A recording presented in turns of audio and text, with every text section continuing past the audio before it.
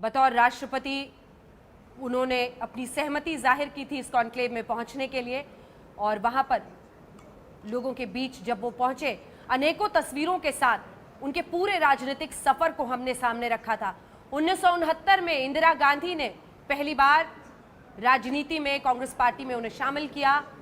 वो राज्यसभा के सांसद बन के आए और 1973 में ही वो मंत्री बन गए, और उसके बाद से जिसे मेटियोरिक राइज कहते हैं, जबरदस्त।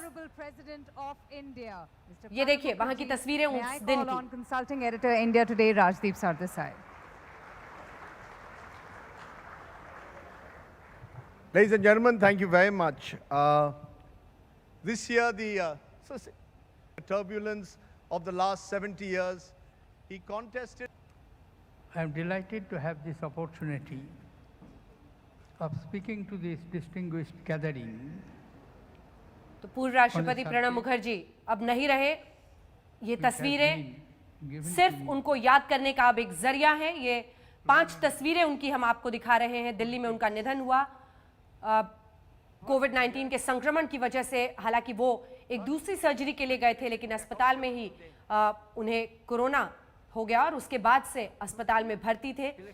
आइए आपको सीधे लिए चलते हैं मुख्तार अब्बास नकवी, केंद्रीय मंत्री इस वक्त हमारे साथ जुड़ रहे हैं। मुख्तार अब्बास नकवी जी, एक जबरदस्त राजनीतिक सफर जो कि इंदिरा गांधी के वक्त से लेकर तमाम मंत्रालयों से होता हुआ, प्लानिंग कमीशन ऑफ इंडिया, और उसके बाद से नंबर 2 वो रहे मनमोहन सिंह की सरकार में, फिर राष्ट्रपति बने देश के, भारत रत्न से उन्हें सम्मानित किया गया। आज वो हमारे बीच नहीं है। किस तरह से याद करेंगे आप नकवी साहब? देखिए, भारत के जो सियासी समाज जिसे कह सकते हैं आप, उसके वो सर्वप्रिय लोकप्रिय शख्सियत थे, और एक ऐसी शख्सियत थे जो अक्रॉस द पार्टी लाइन लोगों की प्रेरणा थे। लोग उनको सुनते थे, समझते थे और उनका सम्मान करते थे। पार्लियामेंट में भी वो जब बोलते थे तो विपक्ष में भी हम लोग थे, हम लोगों ने विपक्ष में भी उनको सुना। वो हमने जो है वो उस समय मंत्री के रूप में भी उनको देखा है, राष्ट्रपति के रूप में देखा है। निश्चित तौर से वो एक बहुत ही अद्भुत उनकी शख्सियत थी, एक ऐसी शख्सियत जो शख्सियत की सभी लोगों के में जो है वो पॉपुलर थी, लोकप्रिय थी और एक्सेप्टेबल थी। और निश्चित तौर से एक बहुत बड़ा नुकसान, एक बहुत बड़ी क्षति इस देश के सामाजिक और सियासी जगत की है। लेकिन अगर हम, आपने खुद ही कहा कि तमाम पार्टियों में, जैसे उन्हें मैन ऑफ ऑल सीजन्स कहा जाता था, वैसे ही पार्टी लाइन से ऊपर उठकर भी वो हमेशा अपनी बातों को रखते थे। जब वो संघ के मुख्यालय में गए थे पिछली बार एक कार्यक्रम में शामिल होने, तो काफी विवाद भी उठा था। हालांकि तब वो पूर्व राष्ट्रपति हो चुके थे, लेकिन इन सब के बावजूद काफी उस पर बवाल भी हुआ था। लेकिन इस बवाल ने उन्हें रोका नहीं नकवी साहब। वो वहां पर गए और उन्होंने अपनी तमाम बातें अपने विवेक के अनुसार, जो भी उनकी सोच थी, उन सब को जग जाहिर किया उस मंच से।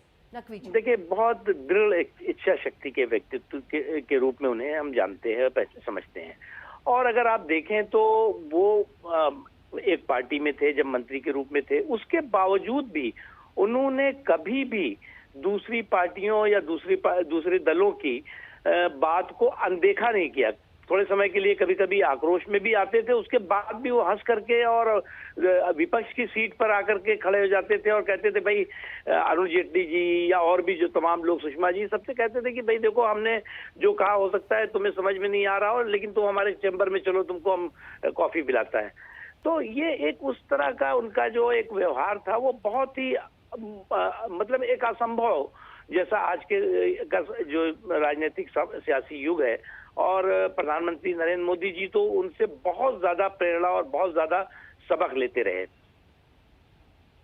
बिल्कुल, धन्यवाद आपका मुख्तार अब्बास नकवी जी हमारे साथ जुड़ने के लिए।